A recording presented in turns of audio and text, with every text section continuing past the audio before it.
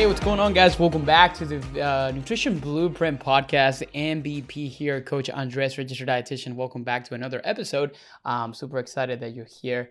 Today we're covering really rather important topic that I think we have talked about quite a little bit in the past, which is weight. But not specifically weight, but actually the number on the scale. And but before we get into it, I wanted to first of all say thank you for all the avid listeners that every week come into our podcast and listen to what I have to say in regards to nutrition, fitness, and health. And I'm definitely super thankful for everything that you guys do for us. So briefly and real quick before we get started, last week we kind of covered some really important topics in terms of hormonal health, and today we're going to be kind of covering a little bit more when it comes down to basically weight and weight fluctuations, really why did it happen, and the importance of celebrating non-scale victories in your journey of weight loss, fat loss, and all different things like that. And guys, I know I haven't really been bringing a whole lot of episodes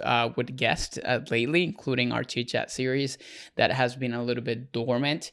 I promise it's not on purpose. We have been really busy revamping a lot of our programs. And honestly, it's not like I have put the podcast on the back burner, but I just kind of been recording based on things that I would love to kind of like share with my clients, our audience. And I figured I also would share it with you guys in here that listen to our podcast or watch our YouTube channel, so you can kind of get everything from here. So I still wanted to kind of say thank you again for supporting us so much and for being here today.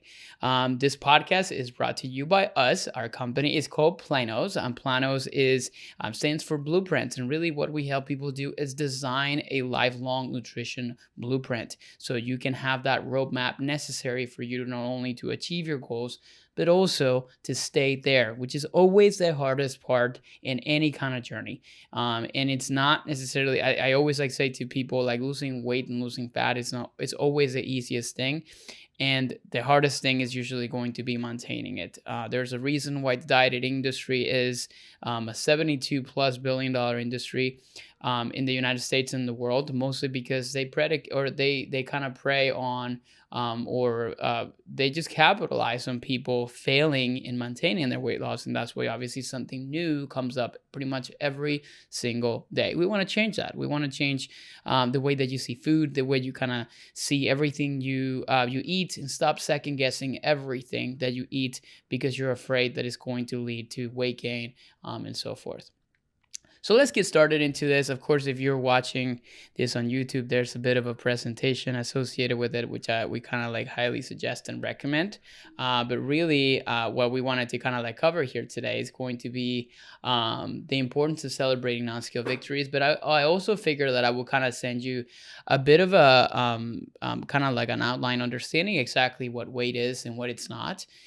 So you can kind of start to see it for what it is and not for what it's not, which is a measure of self-worth, and it's also not necessarily a measure of like progress and all those different things like that, because I think it just really depends on the person.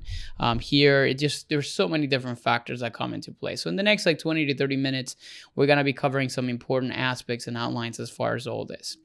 So we're going to start from the beginning. Again, we're going to talk about what the number really on the scale reflect. We're going to talk about building a better relationship with the scale, and also how to measure success beyond the scale. And again, like I'm not saying here that the scale is a bad thing to really pay attention to, because it's just one data point in progression in your goals, particularly because of weight loss. And then here's the thing. A lot of times, like we have measured like progress because like the term weight loss has always been the what's always being used, right? So weight loss, so it's like lose of weight. That's essentially, and then yes, of course, like because there are different kinds of things in your body. When you're losing fat, you're losing weight, right? But then whoever came up with this term, like probably like hundreds and hundreds of years ago, probably didn't realize is the fact that weight is not just only a representation of fat. So really what I wanted to kind of like understand here today is really what does that number on the scale truly represent? And what does it really actually tells us here about our kind of like our progress? So we can probably start with like the most important thing, which is the composition. Let's get a little bit sciencey here and let's start talking about the composition of your body. And let's be honest, you probably have heard this before, but you keep actually looking at the scale as a measure of your success. And if it actually doesn't go down, then you're failing. If it goes up, then you are failing as well, because again, like, you're just not doing anything right. But the reality, and this is just a reminder, that the human body is made up of different kinds of compartments and different kinds of tissues and parts like that. First off, we have, like, your body has specific amount of bones, and bones also take a good amount of space and weight in your body. I believe, like, for an average human can actually go from like 5 to 10 pounds of the body weight. Again, don't quote me on this because I don't know exactly the numbers, can actually be bone. On a second instance, we have your organs, and organs are just going to be things like your heart, your liver, your what's it called, like your why am I blanking on whatever organs we really need to breathe? I'm thinking about the word in Spanish. Your lungs. I'm sorry. Your spleen, your intestines, like all those different areas are going to be and have a specific weight. In fact, when you actually look into the research behind human anatomy, all organs typically have a specific weight in your body. And it ranges and changes between men and women.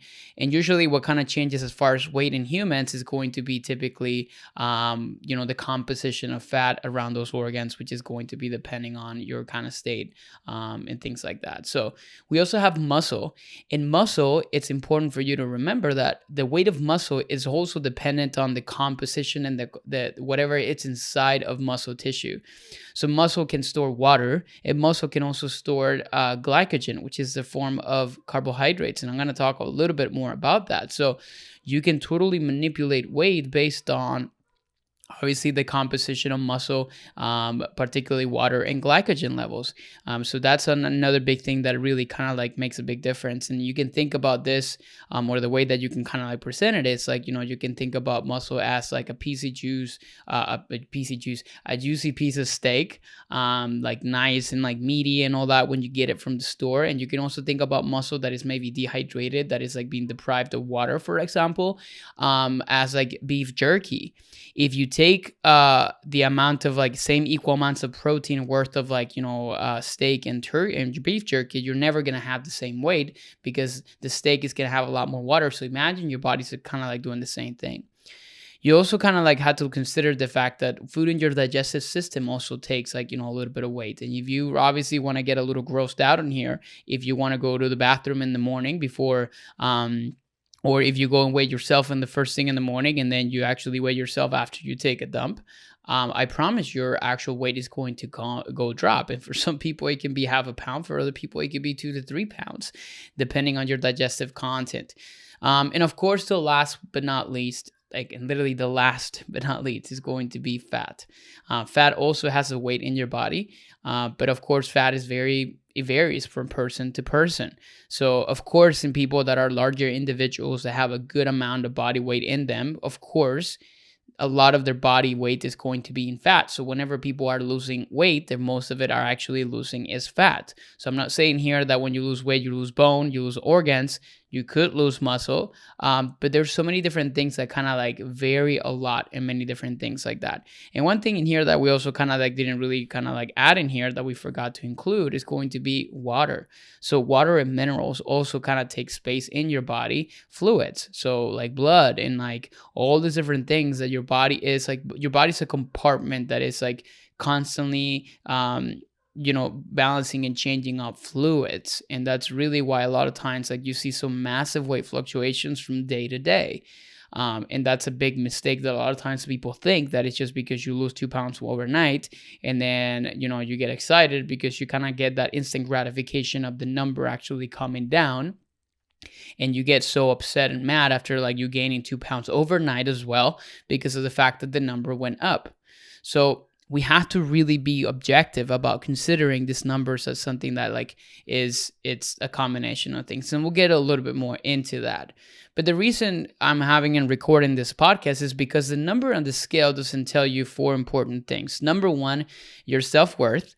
I'm huge into this because at the end of the day, and again, like I'm not trying to kind of become here like a body positivity advocate here, even though I respect those movements. I believe that's a choice. Like everybody should have their own choice to be what they want to be and look how they want to look. Not necessarily predicated on society, but more like predicated on what they feel comfortable looking like or feeling like. But one thing I will tell you is that if you're 200 pounds and 150 pounds, this does not define who you are as a person. And I think a lot of times people pursue those like lower numbers and those things like that in hopes that that number is going to represent a better self-worth. Like it's kind of like they think about it, if I make more money, my self-worth in like as far as like finances and like my net worth, I guess is like what they call it, is going to go up by buying things and making more money.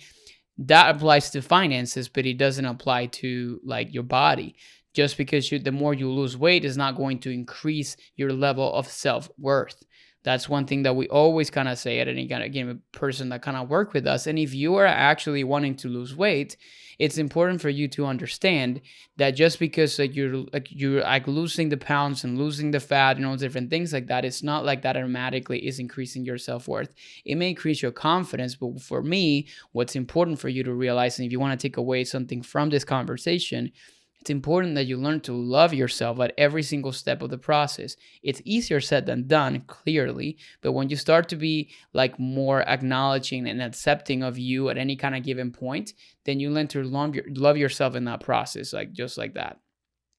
The number in the scale also doesn't tell you how healthy you are, right? Now, this obviously can be a matter of controversy because, if we look at like, somebody that is like very obese or like morbidly overweight, and it's a person that is like very sedentary, doesn't have good habits, weighs a lot more than what they need to be. Like we're talking about 300 to 400 pounds, like, or something like this.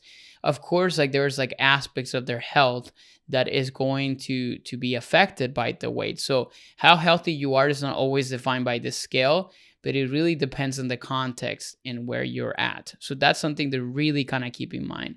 Number three, it's like whether you're making progress or not. A lot of times, like I'm gonna give you a pretty good example here. I have worked with a lot of women that started to do like weight training and lifting.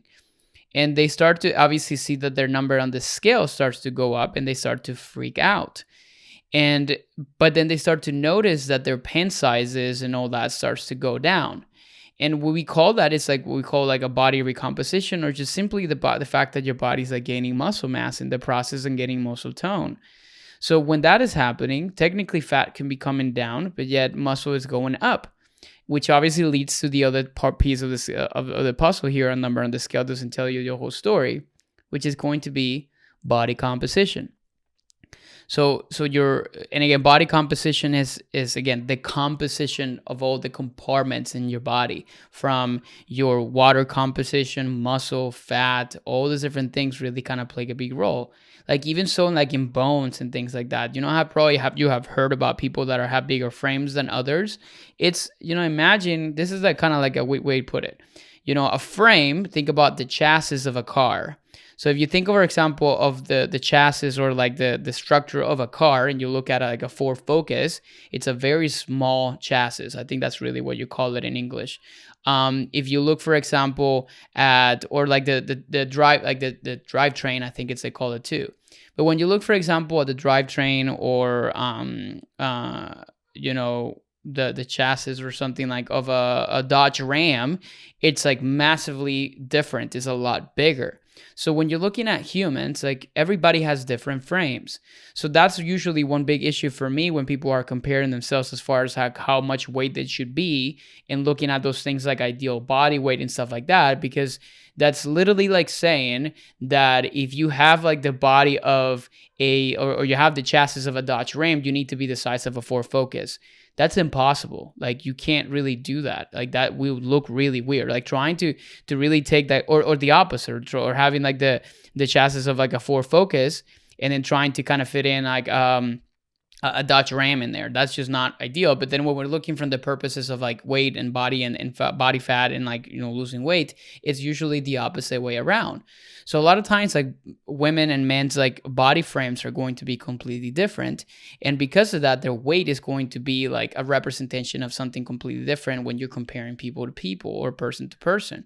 So body composition is really something really important to consider here too, because perhaps for somebody, an ideal weight, it could be like, for a woman, maybe like they have heard in society that you need to be 120 to 130 pounds, when in reality, like somebody that feels healthy and confident and looks good, perhaps like that weight is going to be 170 to 180 because it's like a 5'8", like 5'10" gal or something like this, So a lot of times it really depends on many different kind of situations here. And that's why we can't really just kind of put like a specific standards of weight that people need to be.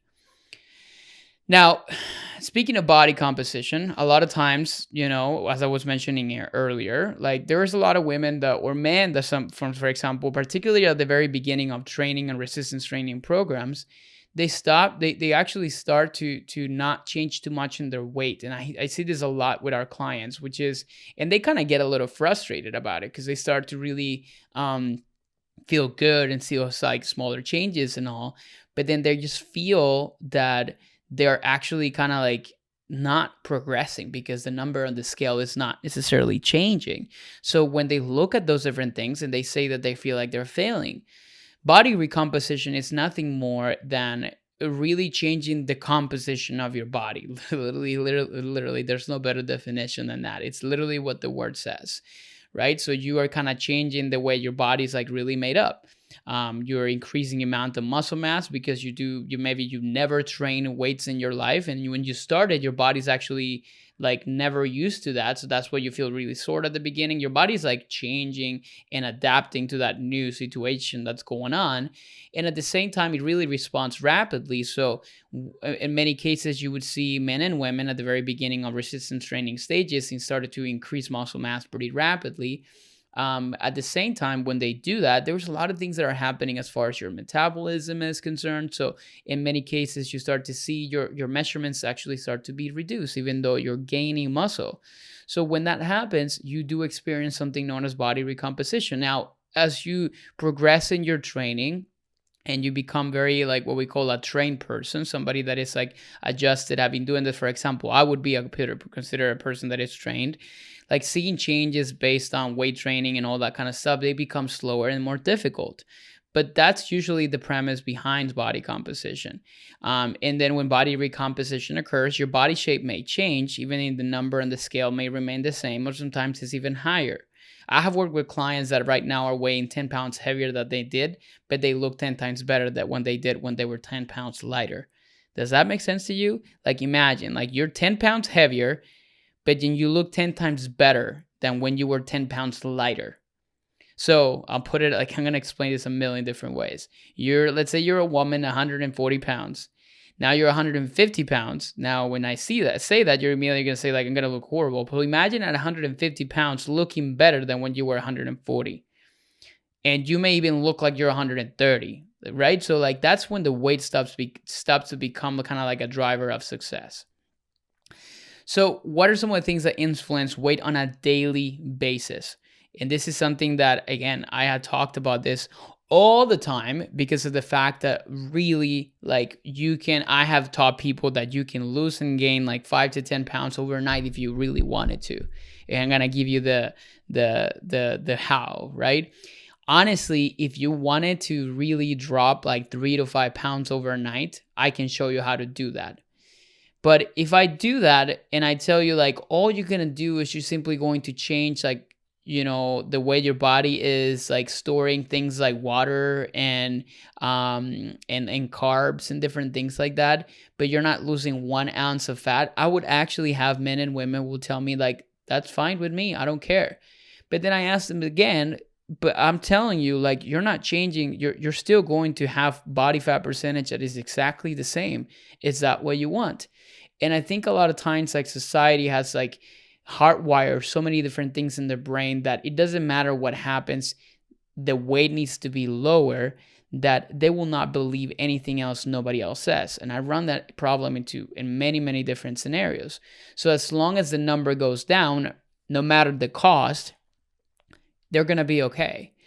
And this comes in part with developing a better relationship with the scale, because you don't want the weight loss. You don't want the number coming down. What you want is like a body change in the case of like body recomposition.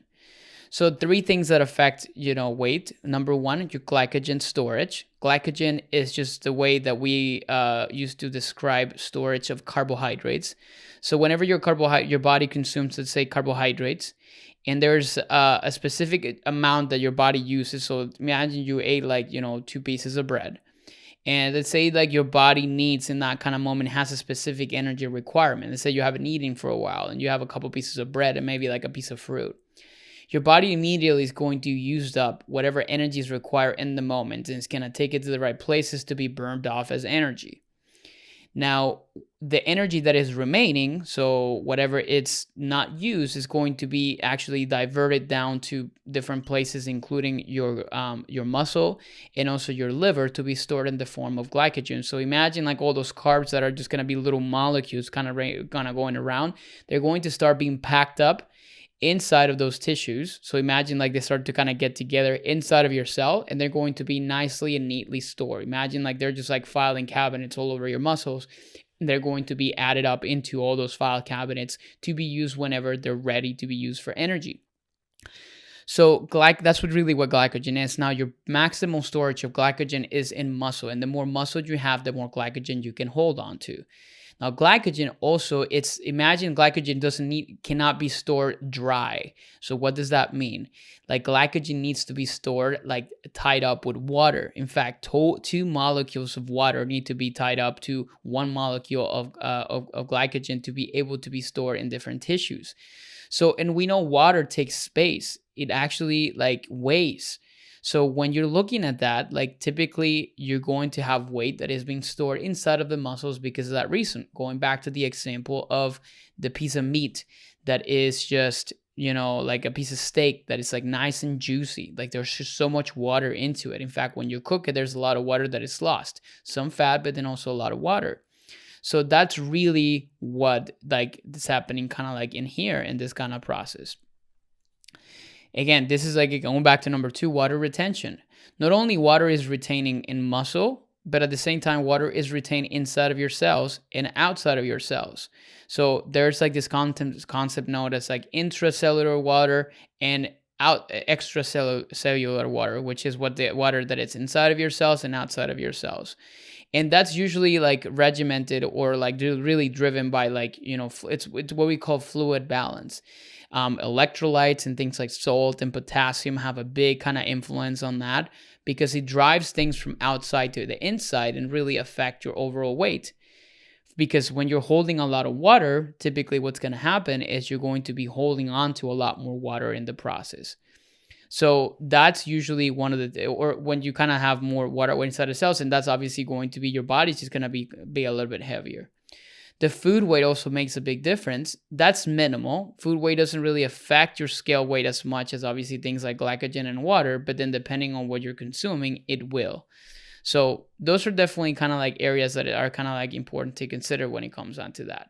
Now, here's a question for you, because I think, when we look at a lot of this, like, objective information, a lot of times it's important for us to kind of change the perspective and the mindset and the frame at which we kind of like see weight. So I ask you the question, would you rather be a person that thrives, that is feeling good, but then you see a higher number on the scale? Let's say like your goal weight, unrealistically speaking, it's 120 and you weigh 180 pounds. Would you rather maybe be 150, which is a higher number than what you wanted, but thrive, feel energized, feel satisfied, like exercise and literally crush your goals in the gym and not feeling like you're like dragging ass throughout a workout because you're just so exhausted. Enjoy celebrations, traveling without worrying about food or second guessing every choice that you make? Or would you rather just to suffer just to see the lower number on the scale? You'll feel hungry and drained, but you're doing a diet, so you had to suck it up, right? You push your body to its limits while exercising because you don't like how it looks. Like the other day, we actually went to like a local gym here, and we saw a woman that was like pacing, and you can see her face of like suffering and like miserable, like just not enjoying what she was doing. And all really that she was doing is she felt like it was a punishment. You're missing out on special events because you're just too worried about the weight gain. So you stop going to parties, you stop going to social events, simply because you're just so worried about what you're going to be eating, when it doesn't have to be that way. So what's your choice here? Like, for people listening into this podcast, like, you have to make a decision as far as like where do you want to be and what do you want to do. Now, there's a different way to do this, which is if you're stepping on the scale and really determines your mood for the day, it may be a time for you to make a change. I always like kind of say this to people. Like, I think it's important for us to like stepping on the scale shouldn't have to be something that you creates anxiety and overwhelm. It should be simply something that kind of gives you objective data. Now, if you know inside of your head that you're just too far from that yet, sometimes I usually tell my clients just don't step on the scale, because all it does is it just creates anxiety and overwhelm. And that's not ideal because it changes your mood. A high number makes you sad. A low number makes you happy. Even though the low number, it doesn't always represent that you lost some weight. And again, like, I have talked to hundreds of people in which we do this kind of things, like in which, like, yeah, they see the number go down. They know for a fact that it didn't lose fat, but then it still made them happy. And I asked, like, why did it make you happy when you and I both know that this is why this actually happened in this kind of case? So a lot of times that's really something to really kind of consider. So there's like 3 options here that you can do as far as the scale, right? And this is something that we teach all of our clients into our program. Completely reframe how you see the scale, which is, okay, this is the number today, and being objective about it. A lot of times we typically kind of like, look at the scale as a way to and then create kind of trends. So we don't look at like daily weigh-ins, we just look at trends. In fact, like, you can see, for example, one of my clients on a weight loss journey, and he could be like 233, 230, 200. This is like obviously days like throughout the week, 230, 231, 232, 236, 230, 231, 232.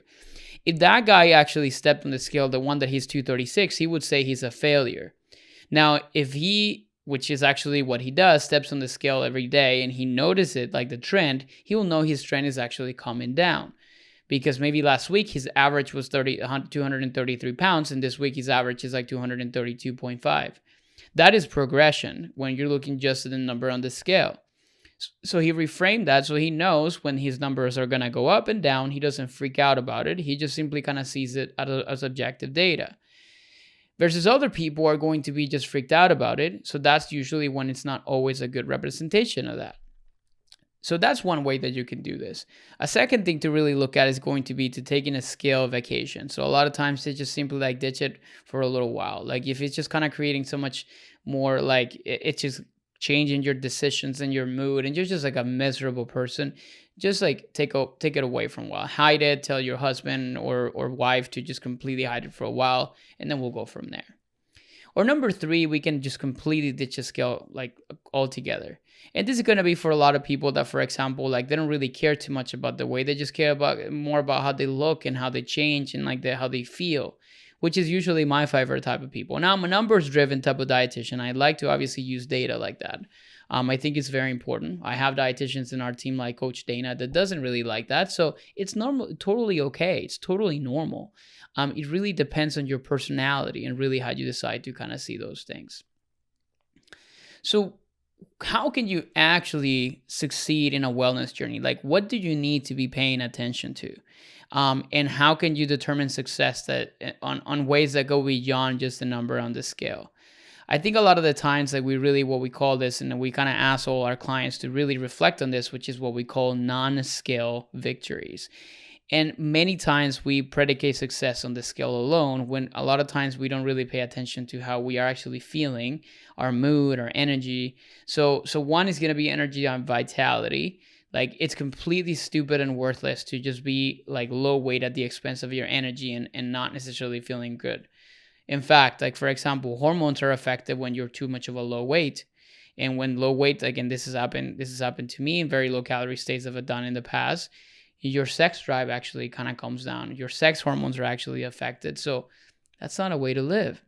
So that's one thing that is important to consider. On the second instance, we have your increased strength and fitness performance, which is going to be like, being able to lift more weights and do those different things like that, which ultimately is going to also improve your body composition, which is more ideal because your body changes, your metabolism changes, your body can't hang on to better kind of higher amount of calories because your body needs it.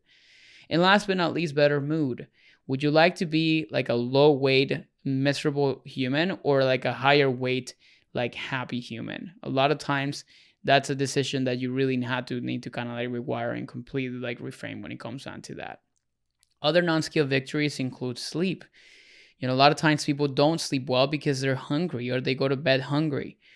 Things like that. Better digestion and regular bowel movements. A lot of times because of the fact that you're just like cutting out so many different kinds of areas of your nutrition, your digestion gets affected, and then you have constipation and things like that. Better skin because of the fact that you're hydrating properly and doing all the right things to be able to take care of your body.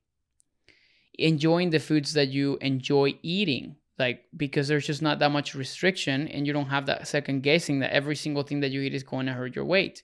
Naturally making more nutrient dense choices, like you wanting to eat like a fruit, you wanting to eat vegetables, not as a necessity or not as an obligation, but simply because it makes you feel good. That's a key thing, and usually that comes as a result on a non-restrictive type of like nutrition approach. When you want cookies, you can have cookies. When you're not allowed to have cookies, you want cookies more. That's a big kind of like rule that explains you always want what you can't have. So stop restricting yourself of the things that make you happy and start to think about them as like ways that you can still, have flexibility around your nutrition. And last but not least is going to be feeling free to eat less nutrition foods without guilt, which is going to be allowing yourself to have the cookie. When you think about it, one cookie, right? How much does that one cookie weigh? Probably like 30 grams. 30 grams, when you're looking at like a pound, it's going to be probably closer to 0.00 or 0. Probably like 1% or like maybe 1% of a pound. Do you really think that one cookie is going to actually get you to add 1 pound of fat? It's not. It doesn't make sense. A lot of times we do those different things and we think that it's a combination of bad choices that is going to get us to really eat not just one cookie, but because of the restriction, we end up eating 20 cookies, 30 cookies, and we repeat that day and day and day in and day out. So a lot of times we have to really consider that. It's not necessarily the one cookie, it's like the terrible relationship with food that is getting us to eat uncontrollably and doing those different things like that. So here's what I'm going to give you as a homework assignment here for you to start to really think about the way you see the skill. And we're going to call this strategies to celebrate non-victories. I like to think about journaling some of this stuff. And sometimes journaling can come in the way of like maybe writing this stuff down, or sometimes it can come in the way of you actually saying it out loud. Daily, you can start to ask like, what are your top 3 wins for the day? Like, where did I win today? I went to work out, I actually stayed hydrated, and I had a really good conversation with my spouse. Great. Maybe a weekly journal, like my energy in the gym this week was extremely awesome.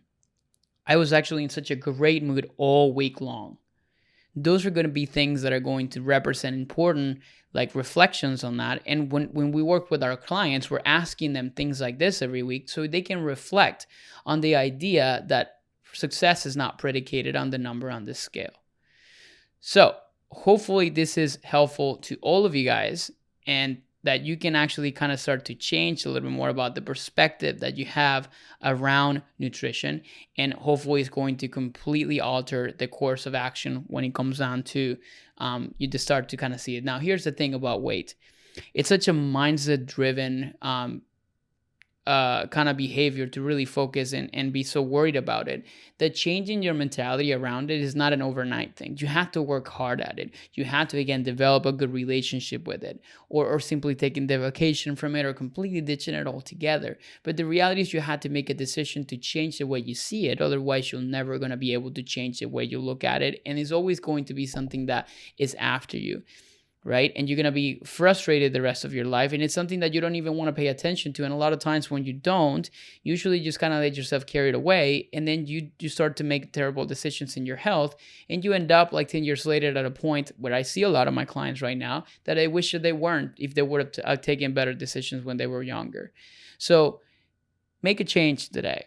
Don't worry too much about the scale, but look at it as an objective data point among many other different things, and start today celebrating non-scale victories, because I promise you, you're going to be a happier person. And before you know it, the number of the scale as a side effect will change before you even knew it. That's usually what we want. Not being so driven by the number on the scale, but rather make it a nice side effect of all the changes that you're making in your life. Hopefully this was helpful. If you found it helpful, make sure you actually, share this. So maybe take a screenshot of it right now and share it on your social media and tag me. I would love to hear from you guys. I would love to actually kind of share the love here and simply be able to kind of help you guys in any way possible to be able to help you accomplish your goals. Do you need help? If you need help and you're lost in this nutrition journey and your weight loss journey, we're here for you. So make sure that you go on the links in the show notes where we are actually conducting interviews, and we're really kind of jumping on calls with you to try to figure it out. What kind of help do you need? And we have a solution to help you succeed. And if we have it, we can tell you how we can help you solve some of those problems and help you build that blueprint and roadmap to help you get to the next level and achieve your goals. Thank you guys again so much for being part of the Nutrition Blueprint podcast community. We'll see you guys on the next episode. Take care.